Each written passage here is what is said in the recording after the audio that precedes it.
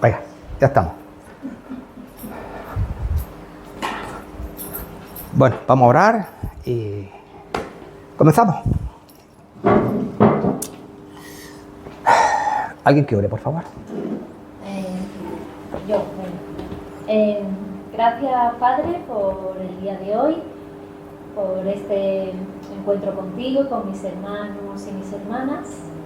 Estamos listos para recibir tu palabra, para recibir tu verdad, y te pedimos que las clases de escuela dominical no solamente sirvan para aumentar nuestro conocimiento, sino que sirvan también para transformar nuestra conducta. En el nombre de Jesús. Amén. Amén. Muy bien, vamos a irnos a Josué capítulo 7, por favor.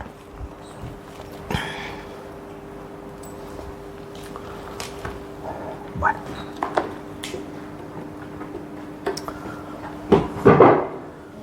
¿Josué qué? 7. Capítulo 7. 7. Sí. Vamos a estar leyendo ahí los versículos del 1 al 26, pero ahí en el versículo 7. Entonces,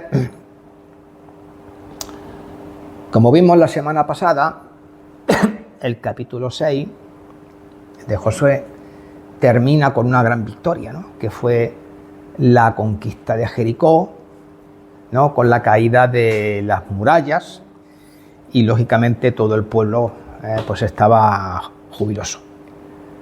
Pero si os dais cuenta, la primera palabra con la que comienza el capítulo 7, ¿qué es? ¿Cuál es? Una conjunción adversativa. Pero, ¿no? El 7 del capítulo 7. Capítulo 7, versículo 1. ¿Qué dice el versículo 1? Levantándose pues de mañana Jeroboam. No. Josué. Pero los hijos de Israel, ¿no? Sí, Cometieron Una infidelidad. prevaricación sí, en cuanto al anatema. Porque, lo leo, ¿no? sí. Porque Acam, hijo de Carmi, hijo de Zabdi, hijo de Zera, de la tribu de Judá, tomó del anatema. Y la ira de Jehová se encendió contra los hijos de Israel. Vale. ¿Qué es un anatema? Volvemos otra vez, lo dijimos la semana pasada, lo volvemos a decir otra vez hoy. Vamos a decir ¿qué es un anatema? Pues era algo Prohibido por Dios. malo, algo... Sí. Realmente la palabra anatema significa maldito. O sea, algo maldito por Dios, ¿vale? Y que además su destino es ser destruido.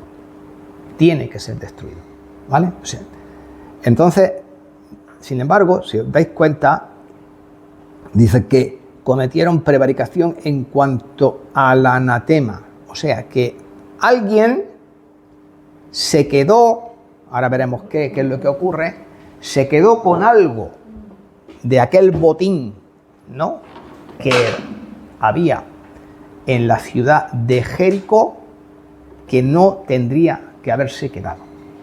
Lo normal es que cuando uno iba a una batalla, ¿no?, y el vencedor, lógicamente, se quedaba como botín de guerra, pues con las armas, con el dinero, con los caballos, con todo lo que pudieran, ¿no? Eso era el botín de guerra.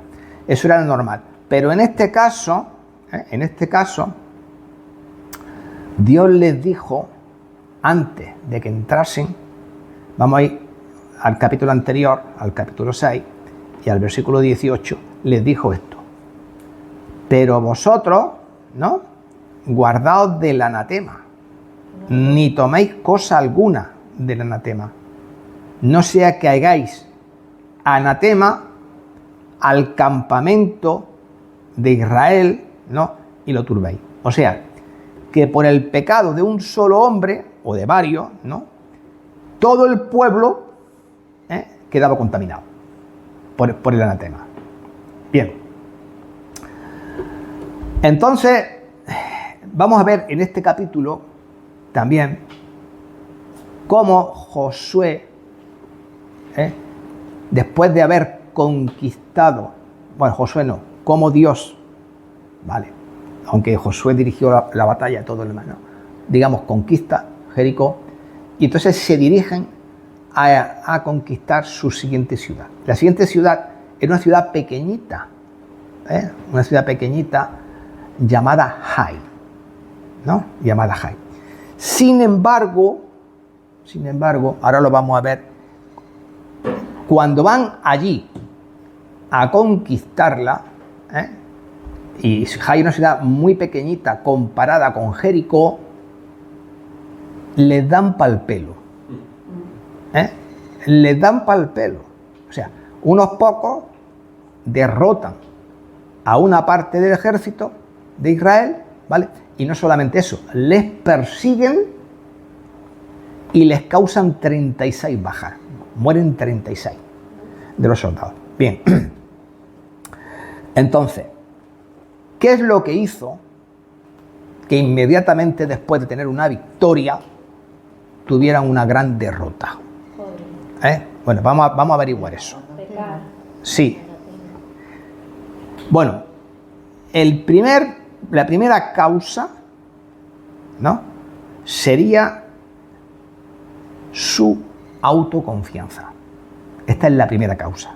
Hay 3 causas, pero todas, yo digo que son para mí todas igualmente de importantes, ¿vale? No hay ninguna que fuese más y menos que otra. Todo esto se coaligó para dar lugar a esto. Claro, después de haber tenido la gran victoria, ¿no?, que representó Jericó, pues pensaban, todo el monte es orégano, ¿vale? Aquí vamos a entrar por aquí y vamos a acabar con los cananitas como vamos. Los vamos a aplastar como si fueran cucarachas, no vamos a tener ningún problema con ellos. Sí, porque después de una victoria se les subió la moral para arriba. Y las emociones sí. Vienen arriba. Se vinieron arriba, sí, como dicen hoy día los jóvenes, se vinieron arriba. Vamos a leer los versículos 2 y 3. ¿Alguien que los lea? Después Josué envió hombres de Jericó a Ai, que estaba junto a Ben, hacia el oriente de Betel, y les habló diciendo, subid y reconoced la tierra. Y ellos subieron y reconocieron a Ai. Y volviendo a Josué le dijeron, no suba todo el pueblo, sino suban como 2000 o 3000 hombres, y tomarán Ai.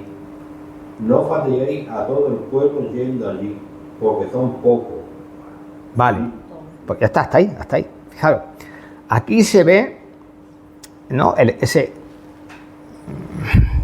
esto es pan comido. Esto es pan comido.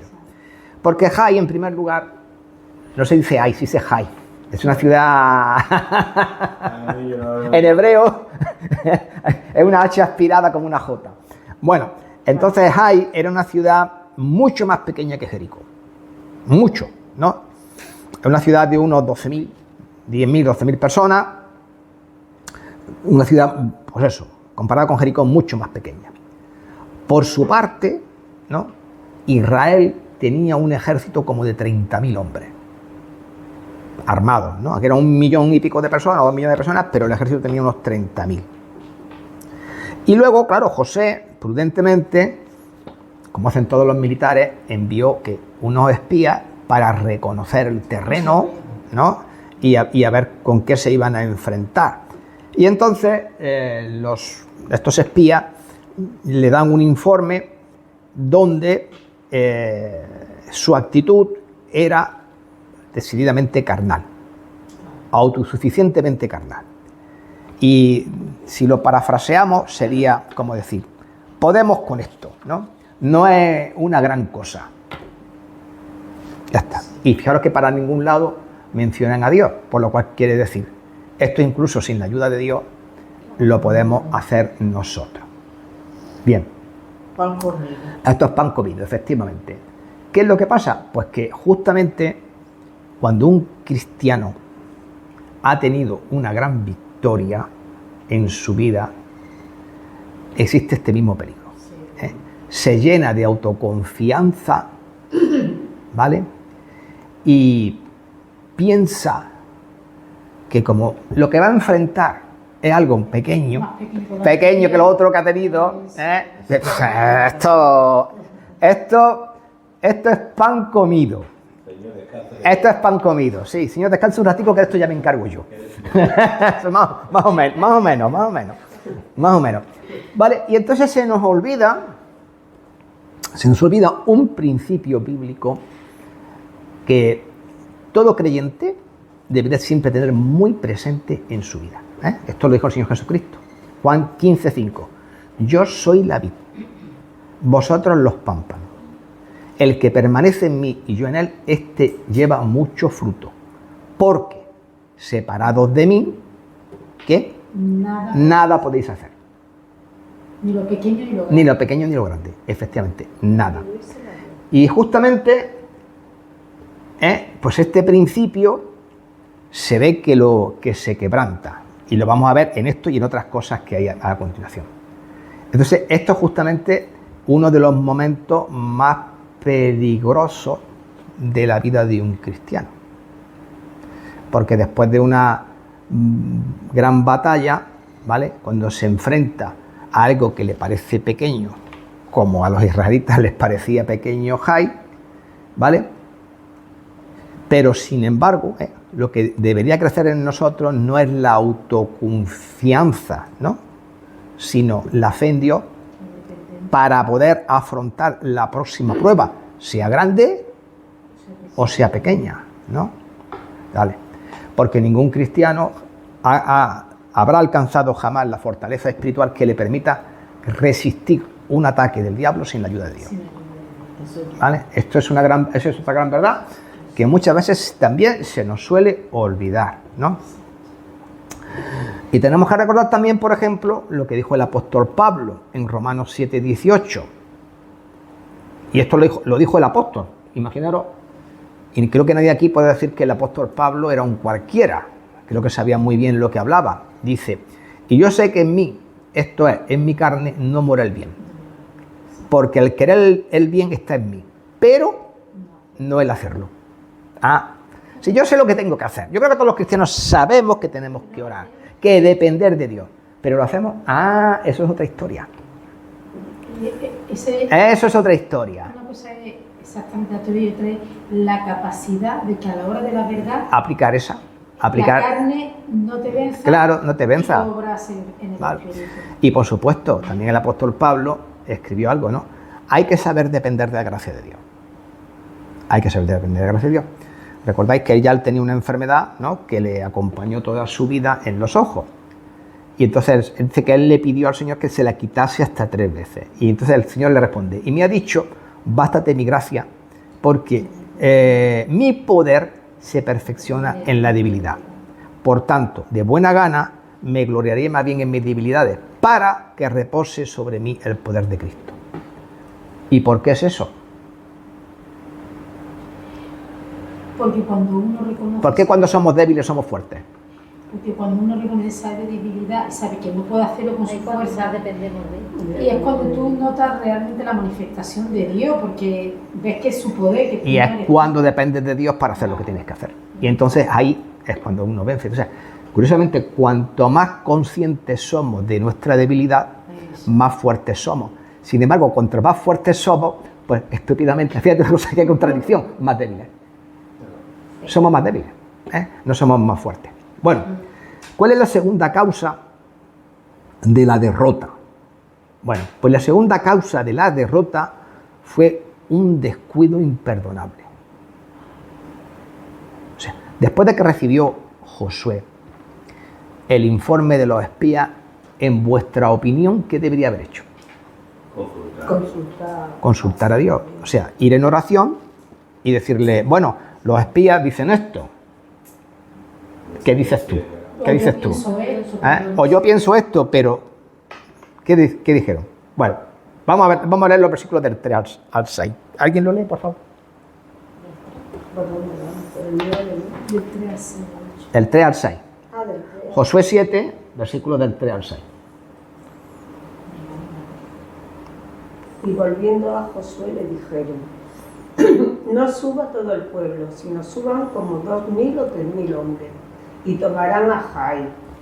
no fatigues a todo el pueblo yendo allí, porque son pocos. Claro. Y subieron allá del pueblo como 3.000 hombres, los cuales huyeron delante de los de Jai. ¿Sigo? Sí, sí, Y sí. los de Jai mataron de ellos a unos 36 hombres, y los siguieron desde la puerta hasta Sebarín, y los derrotaron en la bajada, por lo cual el corazón del pueblo desfalleció y vino a ser como agua. Entonces Josué rompió sus vestidos y se postró en tierra sobre su rostro delante del arca de Josué, hasta caer la tarde. Él y los ancianos de Israel, y echaron polvo sobre sus cabezas. Vale, hasta ahí. Por eso de echar polvo sobre sus cabezas como una señal de tristeza, de luto. ¿Vale? Te lo iba a preguntar. Sí, vale, te lo digo. Porque romper los vestidos es lo mismo. Rompérselo, regarse los vestidos, ¿vale? Y echarse polvo, pues es una señal como de luto, de dolor. ¿Qué es lo que echáis en falta en lo que hemos leído? A Dios no lo nombra. Claro, hacer un- Que no se ve por ninguna parte, claro. después de que recibiera el informe de los espías, ¿no?, que Josué consultara al Señor o buscado su dirección. En todo este simplemente. También O sea, lo que se ve es el menosprecio que hace Josué cuando vienen los espías y dice, son tantos, dijo, estos Comeremos son como poquitos. pan. Comeremos como pan. Claro, dice, estos son poquitos, venga, que vayan unos pocos para arriba y está todo hecho. bueno, eso lo dice, no lo dijo Josué, eso lo dicen los espías. Ah, los espías. Eso lo dicen los espías. No, él no dice nada. Él simplemente cree, vamos, se fía, ¿no?, de lo que dicen los espías y ya está, se lanza, digamos, al ataque, sin hacerlo nada, ¿no? Entonces, evidentemente, pues uno puede leer todo el capítulo 7 y no se ve ninguna referencia a que Josué consultarse al Señor buscando su dirección, ¿no?, antes de hacerle caso, ¿no?, al consejo que le habían dado los espías. Simplemente se fió de ellos y envió a 3.000 hombres, ¿no?, para destruir la ciudad. ¿Por qué? Pues evidentemente si él lo hizo también es porque los espías confiaban en sus propias capacidades y el propio Josué también. Porque es lo que se deduce. Porque pensaban, bueno, esto va a ser una pequeña batalla. O sea, esto no va a importar. Sin embargo, fijaros, siendo una ciudad muchísimo más pequeña que Jericó, ¿no?, acabaron con ellos. Vamos, les salieron, las tropas salieron de la ciudad, ¿no?, y se salieron por las puertas y fueron hasta Sabarín. O sea, en el momento que los otros se echaron encima, lo que los israelitas hicieron, ahora lo vamos a ver, luego lo dice Josué, fue echar a correr. Se vieron incapaces, ¿no?, de contener el ataque de la gente de la ciudad. Y no solo esto, que mientras huían, regresando a su campamento, a Gilgal, ¿no?, pues el ejército de Jai mató 36, ¿no?, a 36 guerreros. Entonces, creo que es evidente que si Josué hubiese acudido en oración y hubiese escuchado al Señor, ¿no?, seguramente ahí hubiese pasado algo que él no tenía en cuenta, que él no sabía. ¿Y qué es lo que él no sabía? Esto es otra cosa importante, también, que es causa de la derrota. Él no sabía que había un pecado. ¿Qué? Un pecado. Un pecado, Ah, el anatema, claro, el anatema, Sí. porque este tío, Claro que- claro, Cuando el Señor habla con él, un pecado oculto, espera, le dice Javier, todo. cuando se fueron a la guerra con Jai, ya los otros soldados habían cometido ese pecado y estaba sí, guardado y no lo Sí, sabían. escondido. Ah, Pero cuando el Señor habla con Josué, el Señor dice Vale. todo. Entonces, vamos a ver lo que ocurre. Fíjate bien, porque ahora Josué, después de la derrota, ahora sí, se va delante de Dios y empieza a decirle, ¿por qué ha pasado esto? Vale, y ahora Dios le responde. Venga, vamos a leer del 7 al 11, alguien que lo lea. 7 a 11 voy a leer, ¿vale? Josué Josué, decía, Ah, Señor Jehová, ¿por qué hiciste pasar a este pueblo el Jordán para entregarnos en manos de los amorreos?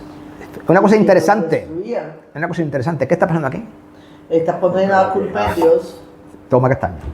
Muchas veces hacemos cosas y encima de todo, Ale, Después dice, ¿por No qué tú entendemos hiciste? el que te ha pasado. Entonces, y le está echando la culpa a Dios. Ah. Le está echando la culpa a Dios de lo que está ocurriendo. Venga, sigue. No consultó, después dice, ojalá nos hubiéramos quedado al otro lado del Jordán. Tonto, porque no era. Ay, Señor, ¿qué diré? Ahora que Israel le ha vuelto la espalda a sus enemigos, porque los cananeos y todos los habitantes de la tierra se enterarán, nos rodearán y borrarán nuestro nombre de encima de la tierra. ¿Qué harás tú entonces por tu gran nombre? Ahora viene. Sí, ahora dice hasta el 11. Jehová respondió a Josué, levántate, ¿por qué te postras así sobre tu rostro? Israel ha pecado y aún ha quebrantado mi pacto, el que yo les mandé. También han tomado algo del anatema y hasta lo han robado, han mentido y aún no han guardado Y aún lo han lo guardado. han guardado entre sus enseres. Hasta aquí, ¿no? Sí, hasta ahí. El Señor dijo hasta ahí. 5 cosas.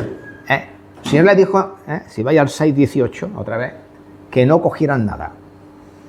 Que no cogieran nada. Esto es una historia muy parecida a lo que ocurre cuando ellos salen de Egipto y se encuentran con los amalecitas.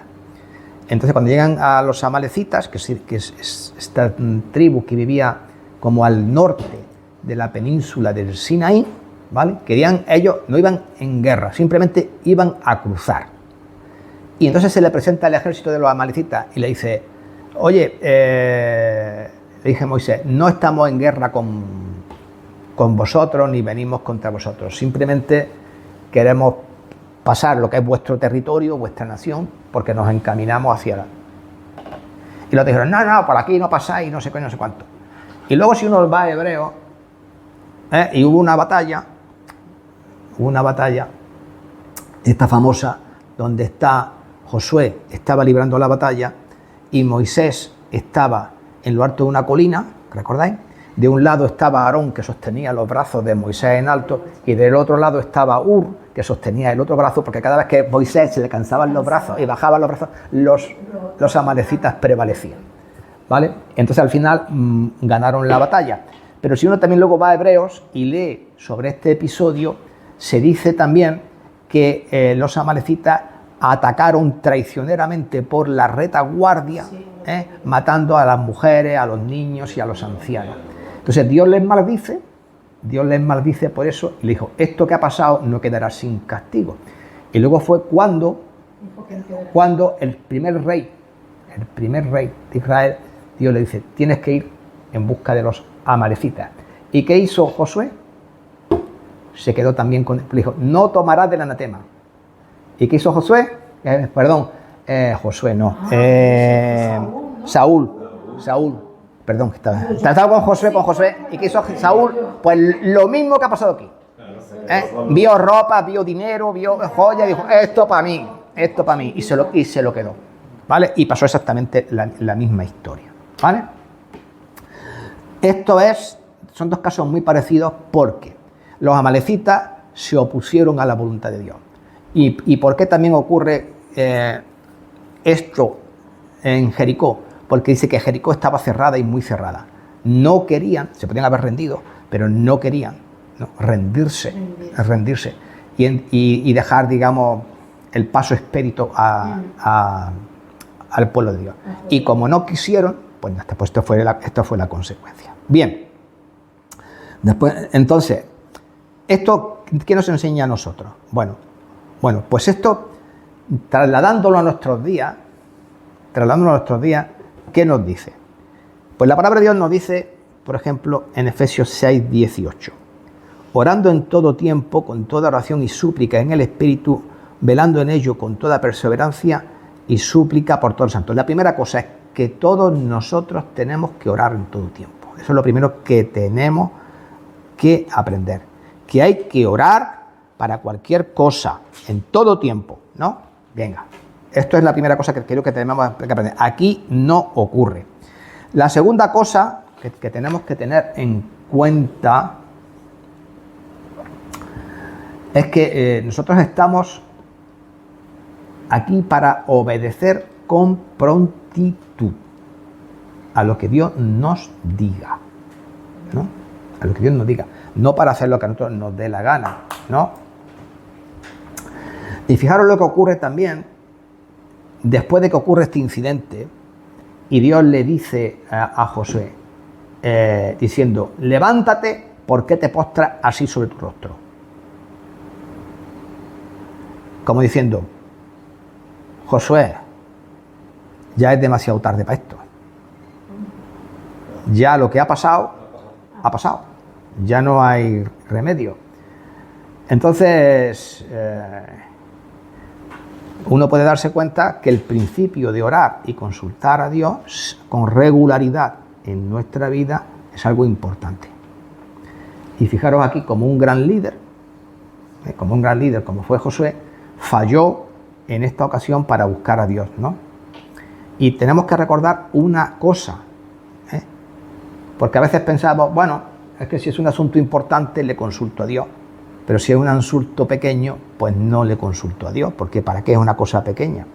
Pues no, Dios está precisamente interesado justamente en los asuntos pequeños y en los asuntos grandes.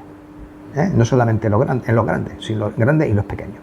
Y por eso Filipenses 4:6 dice, por nada estéis afanosos si no sean conocidas vuestras peticiones delante de Dios, ¿en qué? En toda oración, con ruego y con acción de gracia. Así que esto es algo que nosotros debíamos estar siempre recordando. Bien. Y ahora vamos a cuál es la tercera causa por la que se produce la derrota. Ya hemos visto dos, ¿no? Una es, digamos así, la prepotencia o la autoconfianza. Dos, la desobediencia, ¿no? En el quedarse con el anatema, el pecado que había dentro del pueblo. Y la tercera causa de derrota es justamente la desobediencia a lo que habían pactado con Dios. Y eso en el versículo 11, Dios le dice, Israel ha pecado, ha quebrantado mi pacto que yo les mandé, han tomado del anatema y hasta han hurtado, han mentido y aún lo han guardado entre sus enseres. Bien, esto nos lleva a otra gran cosa. Bien, ya José sabía qué es lo que ha pasado. ¿Y ahora qué? ¿Qué se hace con una situación de esta? ¿Seguir pidiéndole a Dios? No, ¿qué va? Lo que hay que hacer es arreglar el problema. El problema que hay. Dios te ha dicho, este es el problema. ¿Cuál es el problema? Hay un pecado en el pueblo. Arregla. Interviene. Tienes que intervenir y arreglar este problema. ¿Vale? Eso es lo que Dios le está diciendo. Entonces, fijaros lo que dicen los versículos del 16 al 18. Lo leo yo, ¿vale? Entonces Josué, pues, levantándose de mañana, hizo acercar a Israel por todas sus tribus, ¿no? O sea, se presentaron allí las 12 tribus, una por Los otra. campamentos, ¿no? Sí, todo el campamento. Vale. Él no sabía a priori ¿Quiénes son? quién era o quiénes lo habían hecho. Dice, fue tomada la tribu de Judá.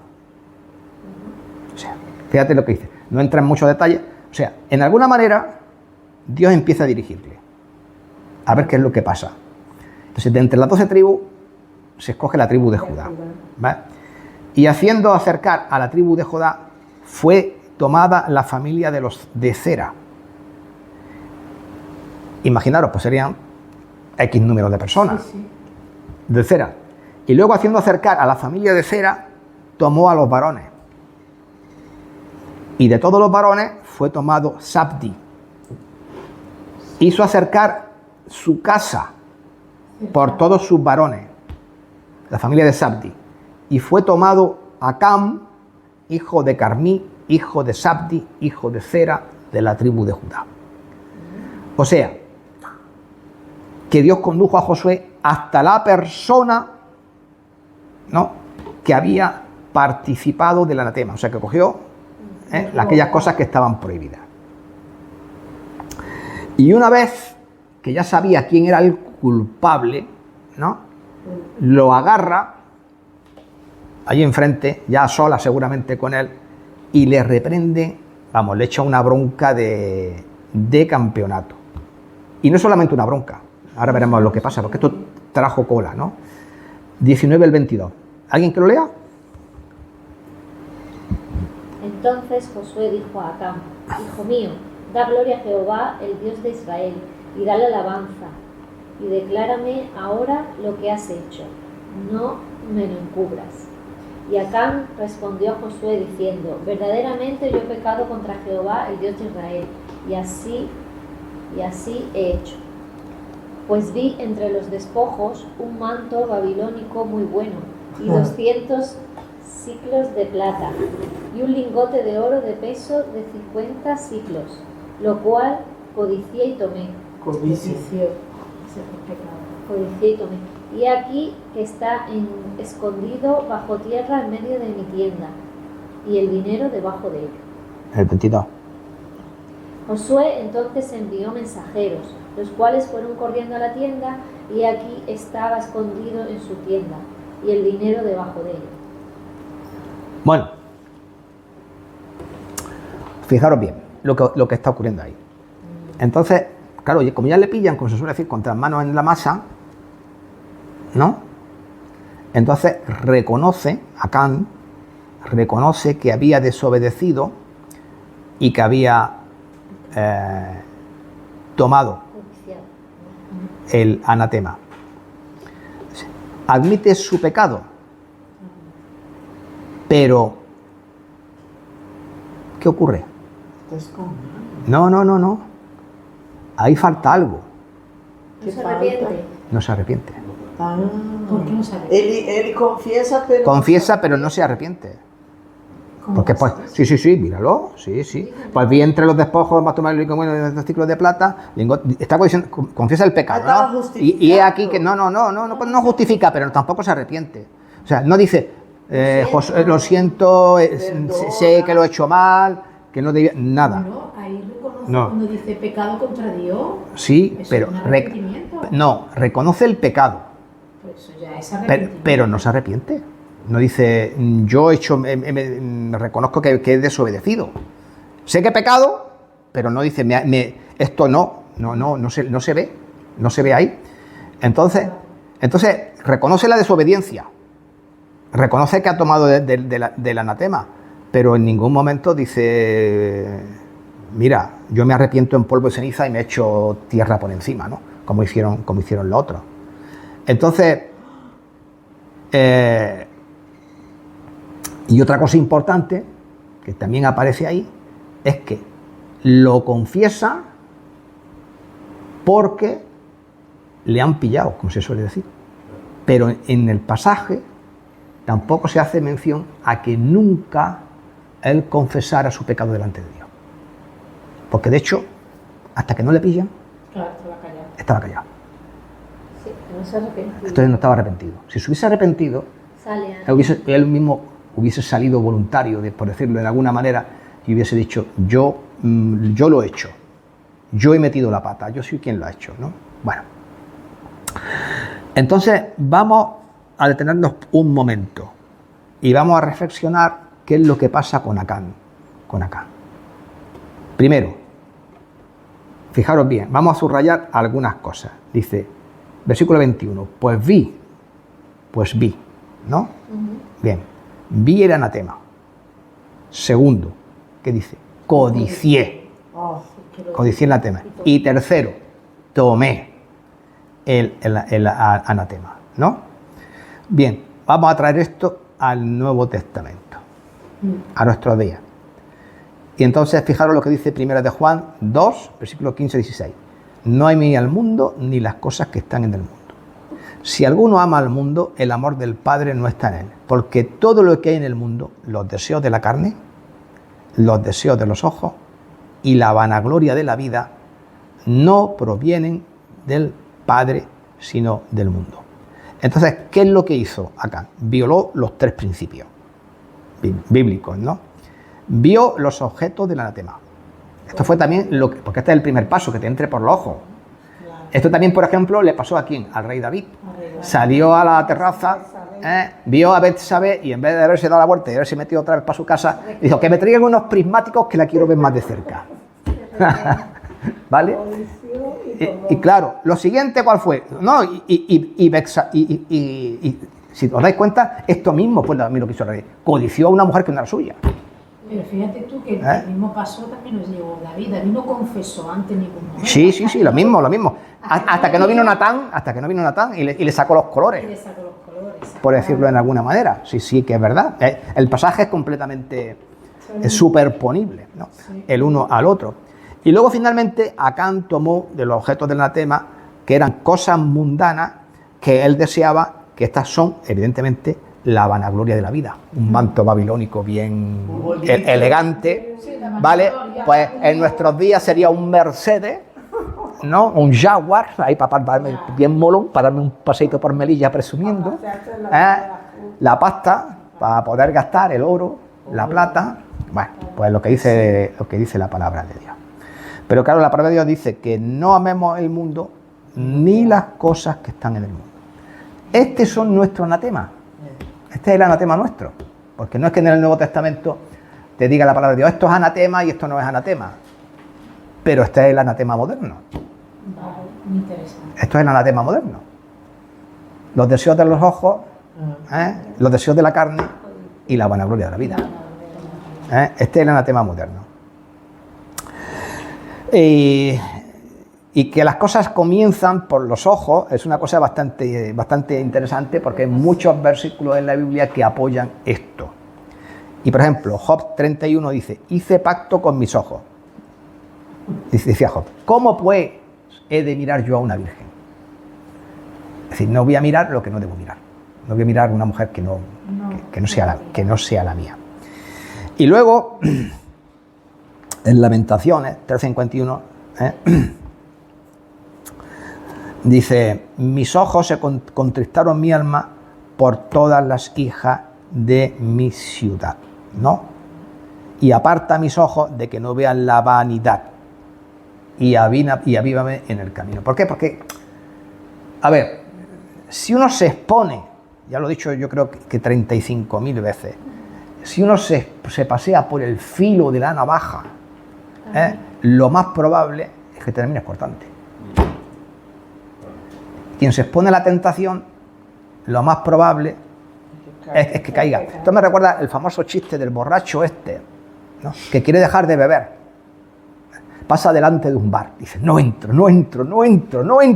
Y el tío sigue y pasa el bar de largo. Dice: ahora, por lo bien que lo he hecho, me voy a tomar una copita.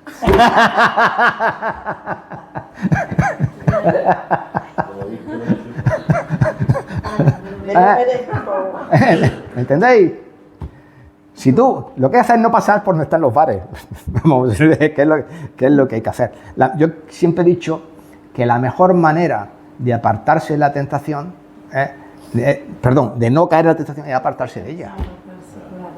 Por eso, para un cristiano no es bueno estar en ciertos ambientes, sí. no es bueno participar de ciertas cosas, porque te están metiendo pues en medio de todo el fregado. Y luego por las amistades, por los amigos, por lo que sea, te vengan, no seas tonto. Tú sabes lo que pasa en estas cosas, ¿no? Y al final, vale, pues ahí tienes. Entonces, te queda enganchada ahí, atrapado. Bueno, y luego hay otra cosa, ¿no? Todo el pecado que se comete, evidentemente tiene sus consecuencias. La palabra de Dios dice que no nos engañemos, que todo lo que el hombre sembrare, eso también segará. Pero en el Antiguo Testamento, número 32-23, dice: mas si así lo hacéis, dice: he aquí habréis pecado ante Jehová, y sabed que vuestro pecado os alcanzará. O sea, tarde o temprano las consecuencias del pecado nos alcanzan. Bien. Entonces, vamos a leer los versículos 15 y 25. Alguien que lo lea, por favor. 15. Sí, y 25.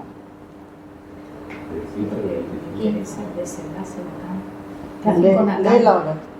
El 15 Del capítulo 7. Y el que fuere sorprendido en el anatema será quemado, él y todo lo que tiene, por cuanto ha quebrantado el pacto de Jehová y ha cometido maldad en Israel. ¿Y el otro? El 25. Y le dijo Josué, ¿por qué nos has turbado?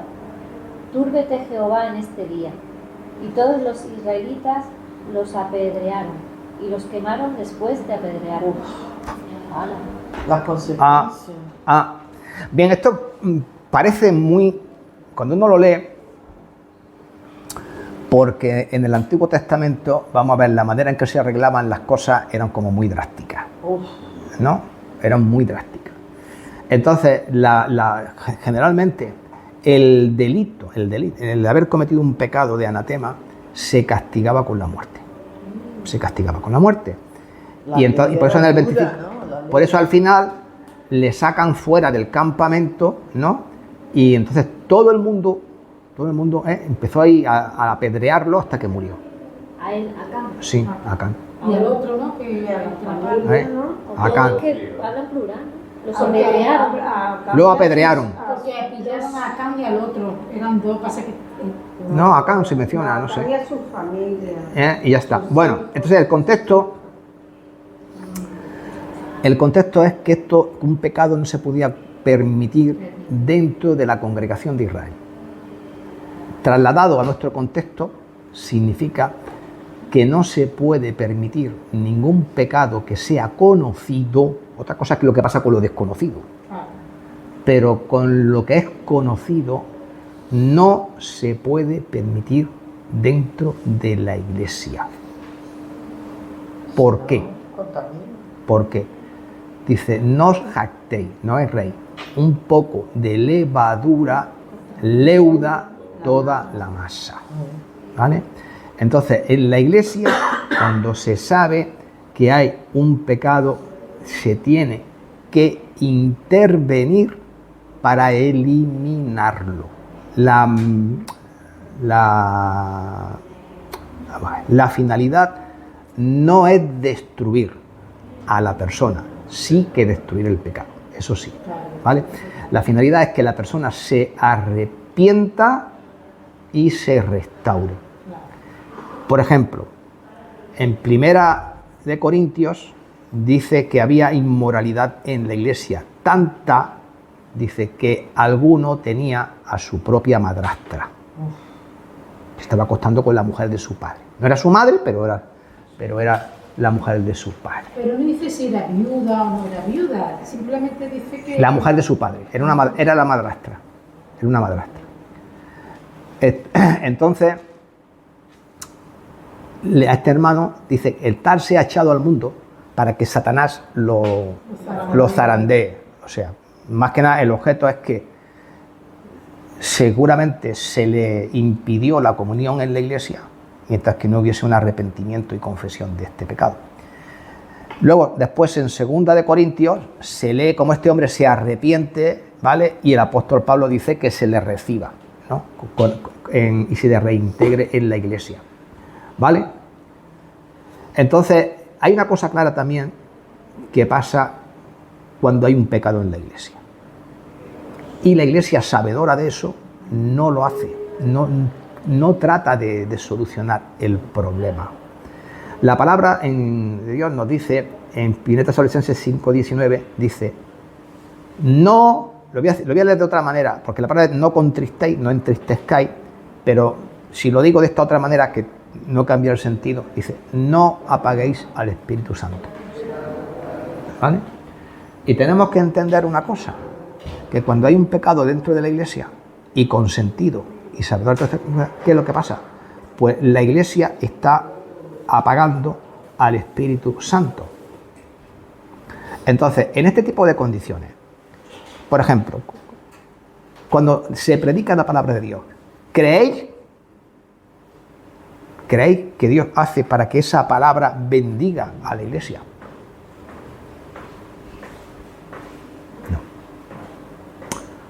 No puede. De la misma manera que Dios no podía bendecir al pueblo de Israel por lo que estaban pasando. Si la iglesia es conocedora de esto y no toma cartas en el asunto, toda la iglesia se hace culpable.